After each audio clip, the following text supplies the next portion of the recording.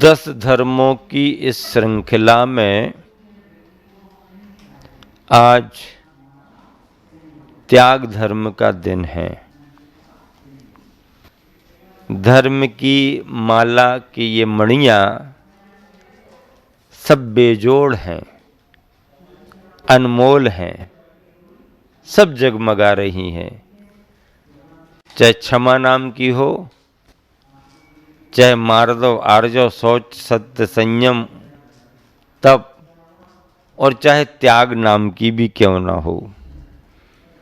मणियां अलग अलग हैं पर सबकी चमक एक सी है और सबकी कीमत भी एक सी है, अनमोल है। आज त्याग का दिन है। त्याग हमारी आत्मा का स्वभाव है। क्या? त्याग हमारी आत्मा का स्वभाव है। त्याग हमारी आत्मा को स्वस्थ और सुंदरतम बनाता है। ये संदेशा तो हमें प्रकृति भी देती है। क्या? ये संदेशा हमारे लिए प्रकृति भी देती है। पेड़ में फल लगते हैं और समय पाकर के झड़ जाते हैं।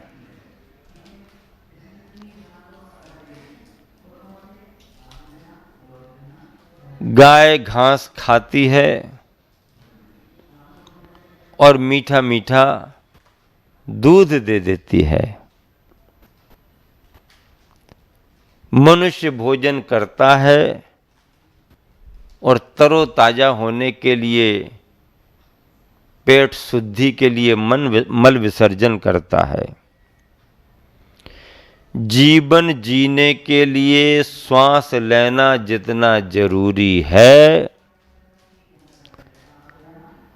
तो जीवन जीने के लिए ली गई सांस को छोड़ देना भी उतना ही जरूरी है।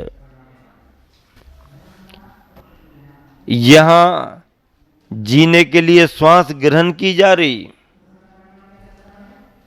तो यहां जीवन जीने के लिए ग्रहण की गई श्वास को छोड़ा भी जा रहा। श्वास ले लें और छोड़े ना, मामला बिगड़ जाएगा। गाय घास खाती रहे और दूध ना दे, मामला बिगड़ जाएगा। आप भोजन करते रहो और मल विसर्जन ना करो तो बीमार पड़ जाओगे। पर हमारे शिविर के डॉक्टर शशांक मुंबई वालों के पास आना पड़ेगा तुम्हारे लिए, और अगर वो नहीं मिलेगा तो उसके बेटे अर्पण को पकड़ना पड़ेगा। क्यों? पापा कहाँ हैं तुम्हारे? अर्पण पापा कहाँ हैं तुम्हारे? अब पापा उसके कहाँ कहाँ जाएं? 1000-1200 शिविरार्थी हैं, 200-250 बिना रजिस्ट्रेशन के बैठे हुए हैं। इतने शिविरार्थियों के स्वास्थ्य का ध्यान रखना बहुत बड़ी बात है। कितने वर्षों से शिविरार्थी बनकर के सेवाएं दे रहे, और किस शिविरार्थी को क्या जरूरत पड़ती है, अपना सूटकेस लेकर के भागते रहते हैं। ऐसे डॉक्टर शशांक मुंबई वाले, और भी वैद्य डॉक्टर आते हैं। वो आते हैं, अच्छी बात है, लेकिन हम तो ये भावना भाते हैं कि उनकी सेवाएं किसी को जरूरत ना पड़े। जरूरत पड़े तो वो सेवा करेंगे, लेकिन किसी को जरूरत ही ना पड़े। गोवर्धन जी पांड्या शिविर की संयोजना कितनी अच्छी कर रहे हैं, वर्धा निवासी हैं। रमेश भाऊ कहाते महाराष्ट्र गौरव नेर के हैं। गोल्डी सिंगई कटनी ने शिविर की संयोजना में कितना बड़ा योगदान दिया। प्रभात गोयल, विनोद इंजीनियर, अन्ना आहाड़े, सुनील गड़ी विदिशा और ढेर सारे कार्यकर्ता जी जान से जब लगे हैं, तब कहीं जाकर के शिविर का ये रंग रूप बना हुआ है। और हमारे ब्रह्मचारी भाइयों का कहना ही क्या, त्यागी वृत्ति भी सफलता में बड़ा सहयोग दे रहे। और बहुत सारे बच्चे एजुकेटेड पर्सन पोस्ट ग्रेजुएशन कर रहे हैं, ऐसे विद्यार्थी भी पर्दे के पीछे रह करके कितनी अच्छी संयोजना कर रहे हैं। नेमी भी आया है इस बार, पारस सुबोध भी हैं, सब लोग अच्छे तरीके से काम कर रहे हैं। मैं ये कहना चाहता हूँ कि जब तक आप ग्रहण किए गए का त्याग नहीं करोगे, तरोताजा नहीं हो सकोगे। स्वस्थ और सुंदर रहने के लिए त्याग बड़ा महत्वपूर्ण है। अब आप कहोगे कि महाराज जी, त्याग का स्वरूप तो समझ में नहीं आ रहा, क्या त्याग करें। गृहस्थ को त्याग का धर्म दान के रूप में कहा जाता है। आपके पास जो है, जो आपका है, क्या जो आपका है, ये पहली शर्त है। दान की परिभाषा ये नहीं है कि दूसरे का सामान उठा करके तीसरे को दे दिया, हमने दान कर दिया। क्या दूसरे का सामान उठा करके तीसरे को दे दिया, अब जब दूसरा आया तो परेशान हो गया, हमने तो उसका दान किया। अरे तुमने दान किया, तुम्हारा थोड़ी था वो, कोई दान कर दो। दान किसका होता है? जो वस्तु अपनी है उसका दान होता है। स्वामित्व तो आपका होना चाहिए। उस दान में आपका निर्मोह भाव झलकता है, उस द्रव्य से आपकी आसक्ति घटती है। ये दान है। दान 4 प्रकार 4 संग को दीजिए। 4 प्रकार का दान क्या? आहार, औषधि, आवास और उपकरण। आहार भोजन पानी का दान बहुत बड़ा दान है। निश्चिंत हो जाता है साधक, व्यक्ति अपने कार्यों में लग जाता है। औषधि दान भी बहुत जरूरी है, भैया वृत्ति में आती है। इसके साथ आवास, अगर स्वाध्याय साधना के लिए स्थान ना मिले तो कैसे साधना होगी? आवास दान यानी वसति का दान। और उपकरण, पिच्छी कमंडल संयम के उपकरण हैं। पिच्छी जीव दया का उपकरण है, संयम का उपकरण है। कमंडल जल भरते हैं, शुद्धि का शौचोपकरण है। शास्त्र ज्ञान के उपकरण हैं। और मंदिर में पूजा पाठ के लिए जो भी साधन सामग्रियां होती हैं, चटाई, पाटे, चौकियां, टेबल, अलमारियां, शास्त्रों को रखने के बेस्टन आदि आदि, ये सब उपकरण दान में आते हैं। भेंट क्या है? भेंट में आदर दिखता है, लेकिन वो आदर सम्मान स्वार्थी है। भेंट में क्या है? भैया यार बड़ा तेज तर्रार अधिकारी आया है, सुनता ही नहीं है किसी की, मिलता ही नहीं है किसी से, काम तो उसी से होना है, फाइल उसी के पास है, क्या करें, कब जाएं? चलो होली दिवाली हो आएंगे, सभी लोग जाते हैं ना, कुछ गिफ्ट लेकर के चलेंगे। बिना गिफ्ट के जाएंगे तो लिफ्ट थोड़ी मिलेगी, लिफ्ट चाहिए है तो गिफ्ट तो देना पड़ेगी। और कुछ लेकर के गए, उसने बैठे बैठे देखा, आए क्यों आ गए, क्या काम है तुम्हारे लिए?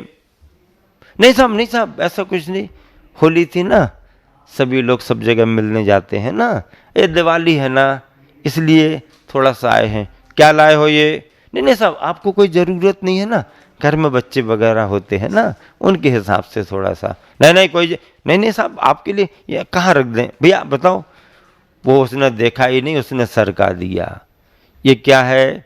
ये भेंट है। भेंट में स्वार्थ होता है। क्या होता है? स्वार्थ होता है। गिफ्ट से प्रभावित हो जाए तो काम बन जाएगा, ये भेंट कहलाती है। टैक्स क्या कहलाता? भैया पिछले महीने का बिल भर नहीं पाए, फिर बिल आ गया, फिर बिल आ गया। हर महीने बिल आता, कहाँ तक बिल भरें बताओ? नल का, पानी का, बिजली का, इसका, साफ सफाई का, नगर पालिका का, इसका दो उसका दो, भारी परेशान हैं। क्या है ये? टैक्स। आप सुविधाओं का उपयोग कर रहे हो तो आपको टैक्स देना ही पड़ेगा।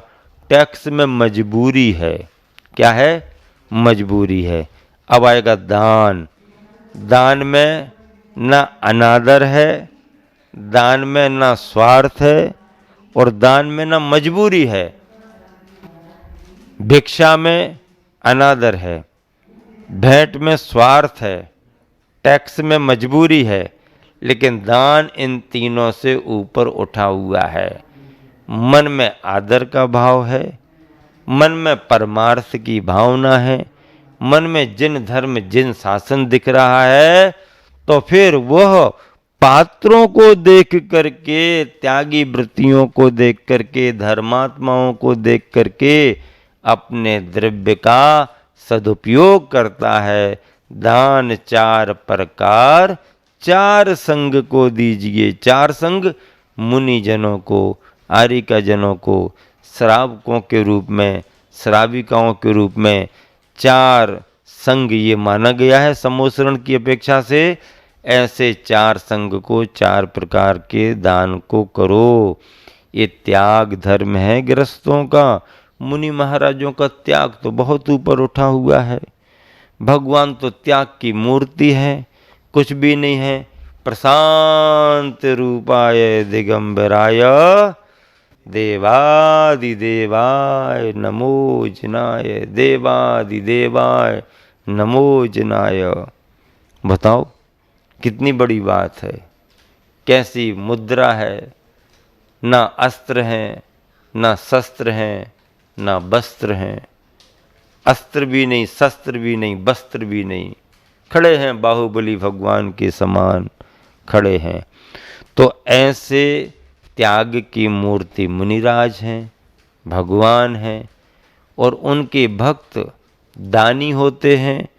देखो, दानी का सम्मान तो हो जाता है, पर दानी की पूजा नहीं होती। क्या? दानी का सम्मान तो हो जाता, बहुमान हो जाता, पर दानी की पूजा नहीं होती है। पूजा तो त्यागी की होती है। पूजा किसकी होती है? त्यागी की। राजा श्रेयांश का आहार दान के रूप में गुणगान किया जा सकता है। राजा श्रेयांश धन्य है। भरत चक्रवर्ती ने धन्य धन्य कहा, सौदरबिंद्र ने धन्य धन्य कहा। धन्य धन्य तो कहा, उसका बहुमान सम्मान किया, लेकिन मंदिर की बेदी पर मूर्ति किसकी बिठा ली? श्रेयांश की कि आदिनाथ भगवान की? आदिनाथ भगवान की मूर्ति बिठा ली। क्यों? क्योंकि वह त्याग की मूर्ति थे। एक राजा था, उसके राज्य में परेशानी आ गई। उसने ज्योतिषी से पूछा, परेशानी के निवारण का उपाय क्या है? ज्योतिषी ने कहा, राजन, इस संकट को उबारने, इसको निराकरण का उपाय केवल यही है कि आपको किसी एक दिन भिखारी बन करके निकलना पड़ेगा। राजा को कहा जा रहा, भिखारी बन करके निकलना पड़ेगा, और जो भी पहला दाता तुम्हें मिलेगा उससे आपको भिक्षा लेके वापस आना है। अब मन तो नहीं था राजा का, लेकिन राजा ने भिखारी की ड्रेस पहनी, राजा भिखारी बना, राजा ने झोली लगाई, और राजा भिखारी बनकर के सुबह सुबह राजपथ पर निकला। राजा भिखारी बनकर के। यहाँ नगर में रहने वाला एक भिखारी बहुत दिन से परेशान था, बहुत दिन से परेशान था। उसका काम ही नहीं बनता था। उसको किसी ने सलाह दी, तो सुबह से शाम तक भीख मांगता रहता, कुछ मिलती ही नहीं है, परेशान होता है। अपना राजा बड़ा उदार है, दयालु है।